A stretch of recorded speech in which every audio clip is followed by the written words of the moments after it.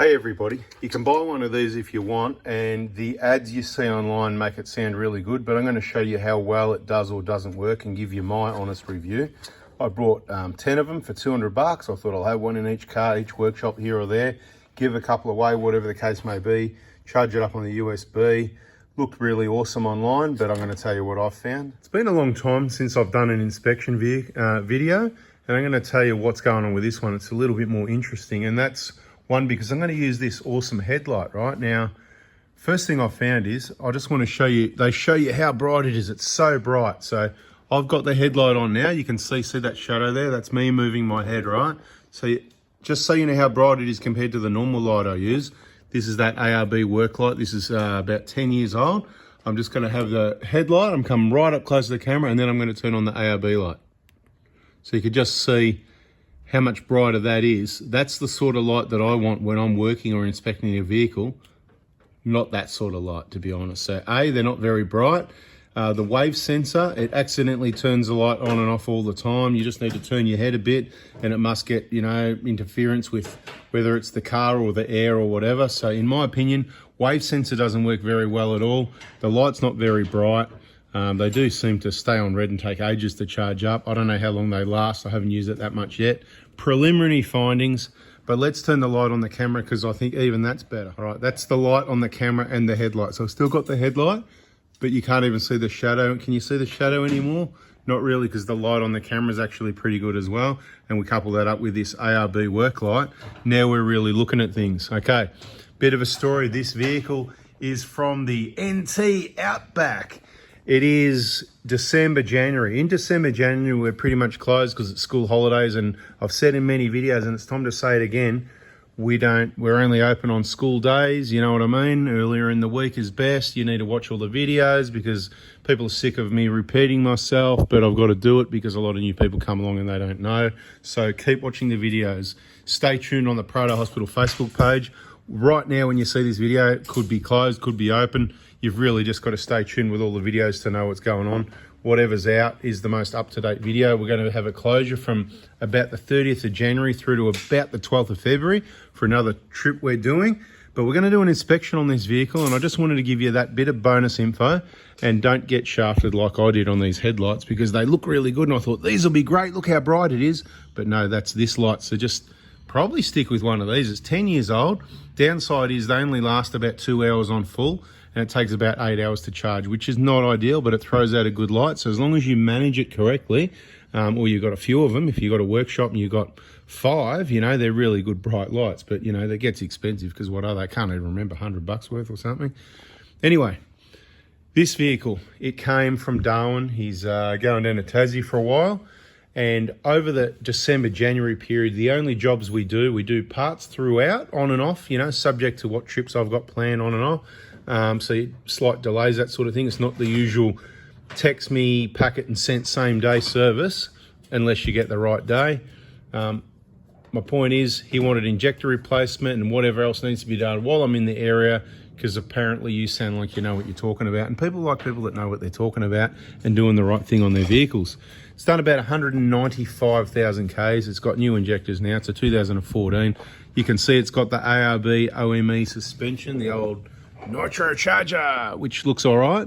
But the whole point is we haven't seen the vehicle ever before. It's 10 years old, 195K. Injectors are done, which is most important. We've just done the front wheel bearing assembly, so you'll see what looks like a new bit of a, if you look at the inner seal there, you see that shiny bit in there. That's part of that new back seal. You can see the Copperies grease on the back. See in the back, it's hard to see. So that line there, that's the Copperies we put between the back of the bearing and whatever, blah, blah, blah, right? Anyway, we're just going to have a look around. Okay, what are the most common things, everybody that's watched? There's a whole playlist there. Inspection, what does it say? Purchase or inspection, service inspection videos. What are we going to see? Maybe lower control arm bushes a bit cracked. Again, not the end of the world. They're about 30%. So I wouldn't change those anytime yet. They could be good for another 100,000. Depends how you drive and look after the vehicle as to how long they're going to last. Front ones look okay. There's nothing urgent going on there. And of course, mirror image over this side. You can see that crack on the right-hand side. Don't worry about all those little tiny cracks. We're not worried about that. All right, new wheel bearings. So we won't check for plain wheel bearings. Now, the oil thing. Now, I've got this famous video. It's called Cheapest Oil Leak Fix That Works or something like that. And it just went viral. It's had so many views. The idea was just to show people the cheap, easy way to tidy up this. It's not an oil leak. It's not even, look, it's not even a drip there. It's just a dampness, whatever. But some pedantically fussy people. And look, we've got all the experts in the comments saying, oh, you should have tightened up the bolts first. Doesn't matter if you tighten those bolts up. There's no oil meant to be in there full stop, right? That's the sealing product there. This is the back of the transmission. That's the front of the transfer case. They both have a seal in there. The transfer case, the front seal on this transfer case is weeping ever so slowly, but I don't really want your $1,000 or somebody will say that's expensive. I don't want your 400. I don't want your $2,000. I don't want your 200 or your 600 or whatever price it is at whatever workshop. It is not worth working on your vehicle, pulling out your drive shafts, your transfer case, all of this stuff, oil, seals, and replacing bits and pieces for this little bit of wetness. But if you want to tidy it up, you can just wash it every now and then, or you can clean it up really well and you can put your bit of RTV and it just hides it. And no, there's not that much leaking that it's going to fill up with oil or anything like that. The one we did that on, it came back years later. There's another video, Cheapest Oil Leak Fix That Works, actually worked. Have a look at it 4 years later or something like that. I don't know what it's called. You're the one that's meant to be subscribed with the bell and you should be able to tell me, right? Bada bing, bada boom. So I don't know the details, mate. The owner of the vehicle, right? He knows the details. I'm not going to put his name. You know, he lives in the eastern suburbs of Melbourne, and bada bing, he does a lot of his own servicing, but he brings it every now and then, every year or two for an inspection or some of the bigger jobs, and it worked. It's bone dry. We check the level of the transfer case. It's all perfect. Everything's right. There's nothing to worry about. So all the experts, watch the videos and you might become a real actual expert. Good to see that people have been lubricating the propeller shafts. That's good. So you check for play in those. But Northern Territory, so a bit of outback dirt roads, dirt and dust, you know, dirt roads mainly. This doesn't do heavy duty off-road, but you can see it's been down some dirt roads by, you know, that wear and tear there. And I'd say this suspension probably is due for replacement soon. Looks like it got pads and rotors recently. Could have been the LSI ones. If you don't know, lsiauto.com.au is the website where you get your good rotors and genuine pads cheap. Don't forget the discount code. No money in it for me. I just did the deal so you can get a discount. LSI, not sponsored by anyone, just did you a favour and got you a discount. LSI Auto, what's it called? So 4before-2025 or 2024 or 2023, whatever works. It's been going about 3 or 4 years now, 2 or 3 years or something maybe even. Look, new tyre, what's going on there? One new tyre? Well, no, it must be all new tyres. Well, this one looks pretty good, I tell you. So I'm just looking at this one going, man, that one looks like new. I'm just looking around. I'm just talking to this car and you people, trying to work out what might be wrong with it and what there is to see. Now, I didn't wire it up. I mean, this isn't bad, but it's not good, right? It's a bit untidy, but it's not too bad. I've seen a lot worse. I've seen a lot worse than I've seen better. There you go. So it's just average then, isn't it, right? Bit of corrosion here, maybe a bit of salt at the back from something.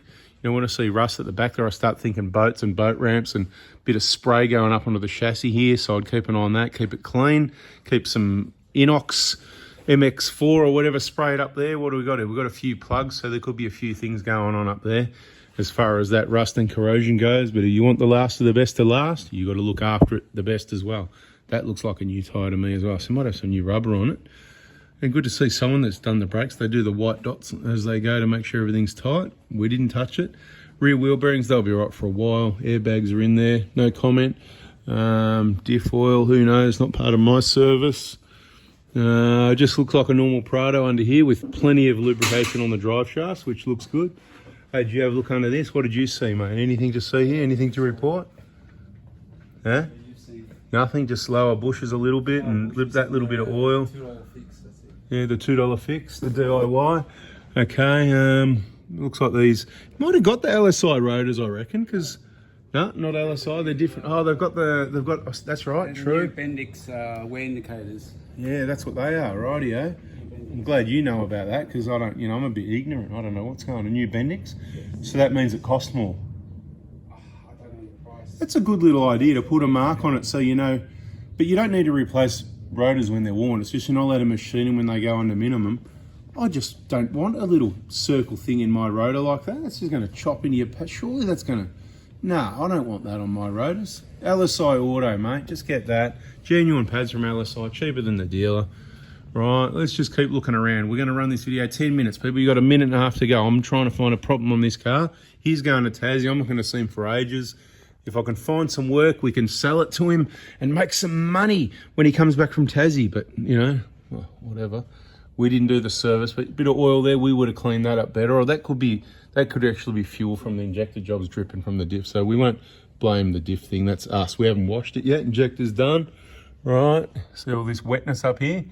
That's our fault. Doesn't look like that plug's leaking from any oil leak yet because it's early days, but you know about that one if you're watching the videos because we do tell you about all the issues. I'm actually getting a sore arm, right arm holding it up. So that just shows it's been a long time since I've done an inspection video holding a camera up for 10 minutes. So look, that's for the catch can. The catch can will be getting removed, not by us, the installer. DIY owner will probably remove that, I'd say, because the real problem has been fixed. 0 is the go. 7's very good. If you haven't got 7 and you're thinking what to do, well, 0 is the next move. But anyway, that's only in Melbourne. Bada bing, bada boom. All right. I don't know. I can't see anything. What else we got, man? Any play in the rear wheel bearings? Any fuel filters been changed? Any damage up there? Not too bad. Look, like I said, there's nothing to see here. I'm actually going to spend a bit more time, have a bit of a look and feel around it off camera. If I find anything, I'll let you know. Otherwise, subscribe, turn the bell on. In my opinion, I wouldn't buy one of those headlights because with the ARB light off and the camera light off, it looks like we're pretty well in the dark working in shadows and stuff. It's not bad for a camping light if you just wanted a little bit of light and you didn't want to track the bugs too much. It's got a couple of different settings. It's okay. In my opinion, it's a good light for $5, but it's not worth 40, 30 or 20. Thanks for watching. Bada bing, bada boom. Catch you in the next video. See ya.